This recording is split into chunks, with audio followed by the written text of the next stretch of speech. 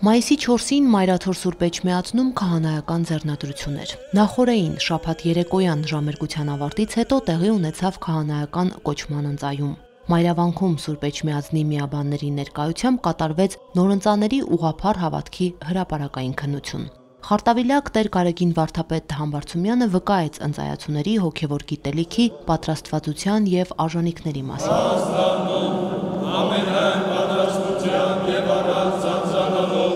Ի նշան իրենց ուղղափառ դավանության, ընծայացուները միաբերան մերժեցին եւ նզովեցին հերետիկոսներին ու հերձվածողներին, ուխտեցին հետևել Սուրբ առաքյալների, հայոց հայրապետների եւ վարդապետների հավատքին եւ ուսմունքին։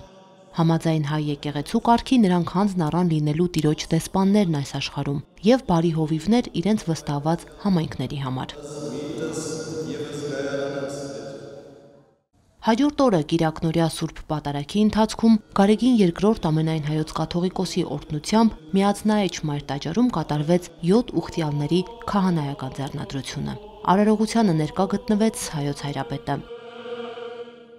Պատարագիչն էր Գեղարքունիքի թեմի առաջնորդ Պարթև եպիսկոպոս Բարսեղյանը, որի ձեռամբ էլ քահանայական ձեռնադրության եւ օծման արժանացան Մայրաթորի տարբեր կառույցներում եւ թեմերում սպասավորող հոգևորականները։ Խորանին էր նաև Խարտավիլակը, որը եկեղեցու անունից խնդրում է սարկավագներին քահանայական ձեռնադրության արժանացնել։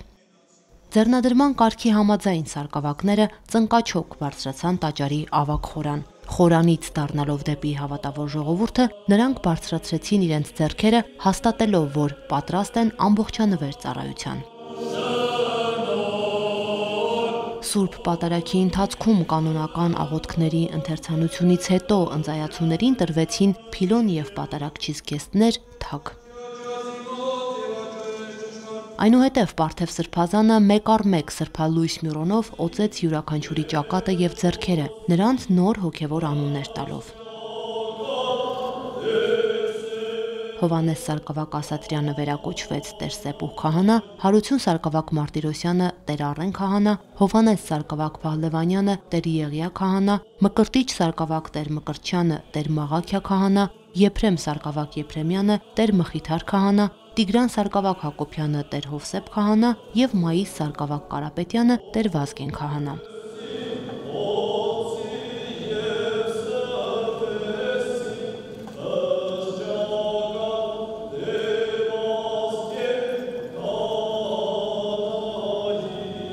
Ձեռնադրող Սրբազան հայրը նորաուց քահանաներին փոխանցեց նաև հաղորդության սկի, նրանց տալով պատարագելու եւ Տիրոջ մարմինն ու արյունը հավատացյալներին բաշխելու իշխանությունը։ Այնուհետև նորաուց քահանաներն իրենց անդրանիկ օրհնությունը փոխանցեցին ներկաներին։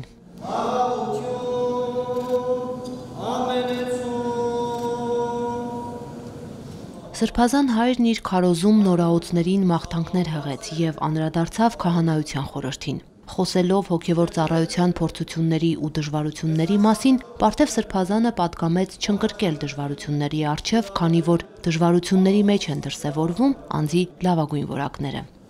Բոլորս կարծիք գիտենք, թե ինչպիսի ուրախություն եւ մխիթարություն է ապրում հայոց հայրապետը ամեն անգամ, երբ նոր ձեռնադրյալ քահանաներ գալիս են զորացնելու հոգևորական շարքերը, գալիս են թարմություն բերելու մեր առաքելությանը եւ գալիս են նոր ուժով, նոր եռանդով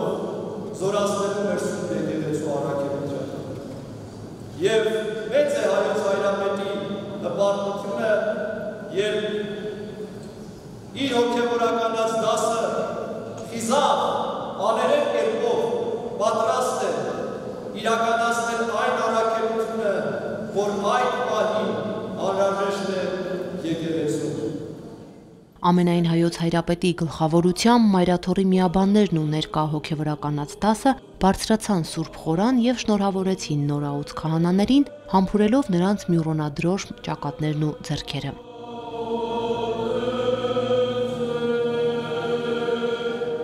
Այսուհետ իբրև լիարժեք եւ օծյալ հոգևորականներ պիտի Քրիստոսի վկայողները լինենք մեր ժողովրդի զավակների մեջ, պիտի արժանի կրողները լինենք մեր Սուրբ եկեղեցու, մեր Մայր եկեղեցու բազմադարյա պատմության ավանդույթները, ուսմունքն ու վարդապետությունը։ Ուրախ ենք շատ ոցակից եղբայրներիս հետ ծառայելու մեր Տիրոջը Հիսուս Քրիստոսին, մեր եկեղեցուն, մեր հայրենիքին։ Պատասխանատվությունը ավելի մեծ է։ Իհարկե փոխվում է շատ բան կյանքում, որովհետև քահանագործելու ենք, իսկ դա արդեն Սուրբ Հոգու շնորհներով տրված օծություն, ձեռնադրություն է։ Երբեմն մտածում ես, որ քո տկար կարողություններով կարող է չկարողանաս բավարարել կամ իրականացնել այդ առաքելությունը, որը առաջին հայացքից շատ հեշտ է, բայց իրականության մեջ ինքը ահավոր դժվար, բայց քաղցր լուծ է։ Հետագային, սակայն իմ հոգևոր եղբայրների, ավակ եղբայրների խորհրդով հասկացա, որ պետք եմ եկեղեցուն եւ կուսակրոն քահանայի տեսքով եւ որոշեցի, որպեսզի ընտրեմ այս ճանապարհը։ Այսօր մենք Մայր տաճարում խոնարհաբար եւ ծնկաչոք կերպով Խորանի առջև երթում տվեցինք եւ ուխտեցինք, որ անձնվիրաբար կերպով ծառայսիրությամբ, անաղարտ հավատքով, անձանձրույթ աղոթքի մեջ պետք է քարոզենք Տիրոջ ճշմարիտ խոսքը մարդկանց մեջ։ Մինչև ճեմարան ընդունվելը սովորել եմ համար 2 քոլեջում, նույնիսկ ուրիշ մասնագիտությամբ, ապահովագրություն, բայց ինչպես ասում են, Աստված կանչեց, ես էլ հետևեցի Աստծո կանչին։ Նախատեսում եմ ավելի հմտանալ աստվածաշնչյան գիտելիքների մեջ եւ Աստծո խոսքի քարոզության։ Ինչու է այսքան մեծ երջանկություն, որովհետև մեր եկեղեցին 1700 եւ ավել տարիների պատմություն ունի եւ չնայած այսպես ասած իր պատկառելի տարիքին, փառք Աստծո, որ մինչ այժմ, մինչ այս պահը շարունակում է զավակներ պարգևել, հոգևոր սպասավորներ պարգևել մեր ժողովրդին եւ մեր եկեղեցուն հավատացյալ հոտին։ Նույն օրը երեկոյան Մայր տաճարում կատարվեց նաև վեղարի տվչության արարողություն։ Տեր Սեպուհ, Տեր Մաղաքիա, Տեր Մխիթար, Տեր Հովսեփ, Տեր Վազգեն քահանաները ստացան վեղարներ եւ համալրեցին Մայրաթոր Սուրբ Էջմիածնի միաբանության շարքերը։ Կանոնի համաձայն ձեռնադրող հոգևորականն ընթերցում է աղոթքներ եւ օրհնում նոր ձեռնադրված եկեղեցականներին, հայցելով Բարձրյալի օգնությունը, Սուրբ Հոգու էջքն ու շնորհները նորաոց աբեղաների համար։ Արարողության վերջում օրհնվում են վեղարները, որոնք աբեղաները ստանում եւ կրում են միշտ ի նշան կուսակրոն քահանայության։ Արժանավոր յակության փառավորելս քեզ, ընթոր եւ ընծկող, այժմ Դավիթյանս հավիտենից ամեն։ Օրվա արարողություններից հետո նորաոց եկեղեցականներին ընդունեց ամենայն հայոց կաթողիկոսը։ Նորին սրբությունը փոխանցեց իր հայրական օրհնությունն ու պատգամները։ Նորաոց քահանաները Մայրաթոր Սուրբ Էջմիածնում կանցկացնեն 40-օրյա պատրաստության եւ աղոթքի շրջան, որից հետո ծառայության կկոչվեն հայ եկեղեցու տարբեր կառույցներում եւ թեմերում։